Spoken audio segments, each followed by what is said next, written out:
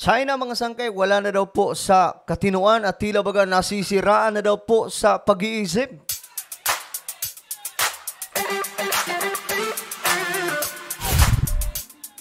Hello, what's up mga sangkay? This is me. I'm back for another vlog, another video na naman po tayo ngayong araw mga sangkay.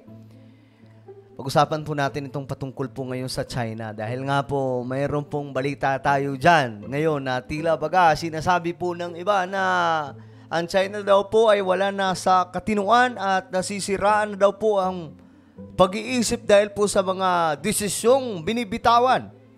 Anyway, bago tayo mag-umpisa, no, paki-subscribe po muna yung ating YouTube channel dahil dito po sa YouTube, 1.22 million subscribers na po tayo. Paangat po tayo ng paangat mga sangkay. Kaya naman kung hindi ka pa po nakakapag-subscribe, i-subscribe muna po yung ating channel. Makikita nyo po yung subscribe button sa ibaba ng video na to mga sangkay. Pindutin nyo po yung subscribe, pindutin nyo po yung bell, at pindutin nyo po yung all. Sa mga nanonood po sa Facebook, syempre, i-follow nyo po ang ating Facebook page. Okay, sa mga nanonood sa Facebook, ito may papagawa lamang po ko sa inyo saglit. Habang kayo ay nanonood, gawin nyo po ito ng aktual sa mismong video ngayon na napapanood nyo. Gaya ng nakikita nyo sa screen, makikita nyo sa itaas ng video na to, ang tatlong tuldok. Okay, check nyo na po sa inyong mga cellphone. Kapag nakita nyo na po yung tatlong tuldok, pindutin nyo po yan. Then, may lalabas po dyan na show more. Pindutin nyo po yung show more. Okay? Ganun lang. So, ayun, tapos na mga sangkay. I hope na nasundan po ng marami. Ngayon, ito na nga. Pag-usapan po natin ito. Ito kasi yung balita. Ayon po sa report, Philippine Navy sa fishing ban daw po ng China sa West Philippine Sea. Mukhang nasisiraan na daw po. Ayan o. Asa na ba yun? Okay, ito na ata yun mga sangkay. Well, tingnan po natin ang balitang ito mga sangkay. Kasi, ngayon nagiging usap-usapan po ito. No? Itong fishing ban nitong China na sino man daw po ang mauhuli ng mga kahit sino na nangingisda doon po sa sarili nating teritoryo, huhulihin po nila mga sangkay. China is out of tune, out of step, out of their minds. Wala sa katinuan ang bagong anunsyo ng China na fishing ban sa inaangkin nilang teritoryo sa South China Sea. Wala sa katinuan ang China. Kahit naman po tayo, diba? Ganun din po yung naiisip natin. Kung matino mag-isip yan, ba't ka magdideklara ng fishing ban sa loob mismo ng teritoryo ng Pilipinas, yung bakuran mismo, yung tinatawag na EEZ ng bansa natin, no? Bakit ka ba naman magdideklara ng ganun kung hindi ba naman may sayad, di ba, mga sangkay? Ngayon ito, tingnan natin. Kasama ang West Philippine Sea.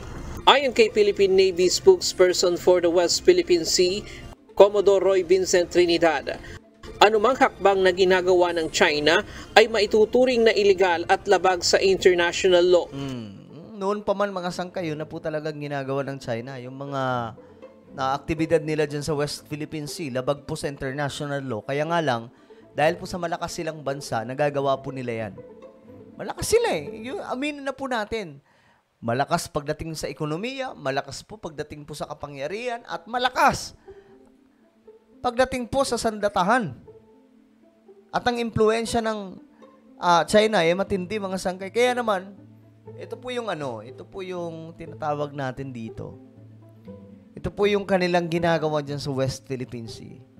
Mang-asar, mambuli, panghimasukan yung hindi naman nila teritoryo, mga sangkay. Biruin nyo, ang lawak-lawak na nga po ng kanila, kasi yung sa ating gilid lamang po yun, yung pinakagilid, sakop po yun ng tinatawag na exclusive economic zone. Tapos, pagbabawalan po mangisda doon yung mga Pinoy, ang lupit naman. Lupit naman ito mga Chinese. Mismong si Pangulong Ferdinand Marcos Jr. na rin aniya ang nagsabing hindi katanggap-tanggap ito at isang uri ng provocation. Lawfare is one of the instruments in their cookbook. Ang hindi ko ma-imagine dyan, mga sangkay, halimbawa may mangingisda dyang Pinoy tapos bigla po nilang kunin, di ba? Hulihin. Baka humantog talaga yan sa mas malala pang gulo. No, ang sabi pa naman po ng China, ng Amerika, kapag mayroon lamang pong gawin dyan ng China na may ipatumba sila, to the rescue daw po kaagad. Yun na po yung, doon na po papasok yung alyansa ng Pilipinas at Amerika. The ultimate objective of China is sea control of the South China Sea. They will use the different instruments of their national power.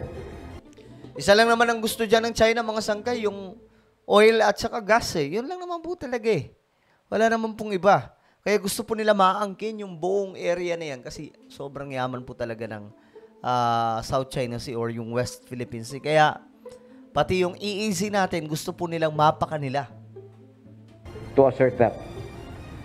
Ayon sa Philippine Navy, empty threat at bahagi lamang ang mga ganitong uri ng panlilinlang ng China ng kanilang ginagamit na estratehiya laban sa West Philippine Sea. Mula 2021, nang unang ipaira lang fishing ban, wala namang nahuli ang China na mga mangingisdang Pilipino. Okay. So, ang tawag dito, propaganda.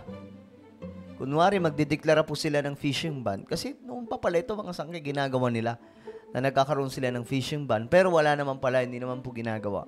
Pero gaya nga po ng sinasabi nila, itong China, tila baga nawawalan na po sa sarili.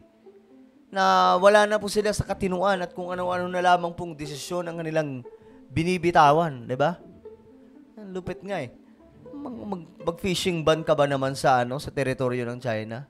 O kahit China, teritoryo ng Pilipinas. sa mga karatig bansa. The pronouncement started in 2021 when the law was passed. And each year there is a pronouncement. I have not come across any report that it was implemented.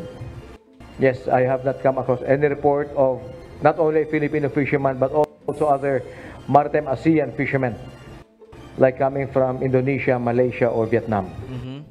Nakahanda naman ang Philippine Navy kasama ang buong sandataang lakas ng bansa na ipagtanggol ang ating mga kababayang mangingisda. Ayan na mga sangkay. Kapag may hinuli po dyan kahit isa lamang po, papalag daw po. Mukhang papalag ang Pilipinas. Siyempre, mga mangingisda po natin yan, mga sangkay. Yan po yung bumubuhay sa ating bansa. Tapos, uhulihin lamang po nito mga inchik na ito. So talagang gulo yan kapag may ginalaw po sila dyan na mangingisda, di ba? Kung sakaling ituloy man ng China ang panghuhuli at pagkulong sa mga tinagurian nila ang trespassers. Tiniyak din ito na nasa likod lamang sila ng mga mangingisda at hinikayat ang mga ito na magpatuloy sa pangingisda sa West Philippine Sea. Iyan kasi parang ang dating lang, tinatakot itong China ito mga mangingisda po natin para hindi na po pumasok doon sa tinatawag nilang sakop na daw po ng China. Lalong-lalo na po dyan sa Scarborough Shoal. Diba? Yan daw po yung sinasabing na occupy po ng China eh. Gusto po nila, angkin na po yan kasi para magtuloy-tuloy itong sip-sip nila dyan sa oil at gas. Yan po yung ginagawa ngayon ng China. Yes, sa ating mga kababayan na nangingisda, lalong-lalo sa Baho de Masinloc, I would like to say that the Philippine Navy and the entire armed forces is fully supportive of your actions, of your livelihood, which has been a traditional source of income. Ayan na. Malamang mga sangkay, kapag may kinuha dyan na isa baka humantong talaga yan sa baliahan na ng mga parehas puwersa. Puwersa ng Pilipinas at puwersa ng China. Huwag kayong matakot, magpatuloy lamang kayo at the AFP and the entire government is behind you. Ayon pa sa Philippine Navy, bago pa ba nag-anunsyo ang China na huhulihin nila at ikukulong ang mga mangingisda na papasok sa kanilang inaangking teritoryo, at sa panibagong implementasyon ng fishing ban ay nagdagdag na sila ng puwersa sa West Philippine Sea. Ayun, ang maganda dyan. Kailangan talaga. Kasi kaya naman po nahihirapan itong mga mangingisda natin at nabubulin itong China kasi wala po gaanong puwersa dun So why not magpadala po doon na mas maraming puwersa nang sa ganun mababantayan po yung mga mangingisda, di ba? Upang bantayan ang ating teritoryo at mga mangingisda. Ayun. Ryan Lacanlale. Okay, so ano po ang inyong opinion dito mga sangkay? Sinabi po nila, ako mga sangkay, naniniwala ako na wala na sa katinuan po itong mga desisyon ng China kahit labag po sa international at laro na po mga sangkay, tahasan na yung paglabag nila pero diba ginagawa pa rin po nila mga sangkay. Kagaya po nito, magkakaroon po sila ng declaration ng fishing ban tapos kasama po yung West Philippine Sea. Hindi ang lupit nila, di ba? Wala na po talaga sa katinuan. So ano po ang inyong opinion mga sangkay? Comment nyo po sa baba.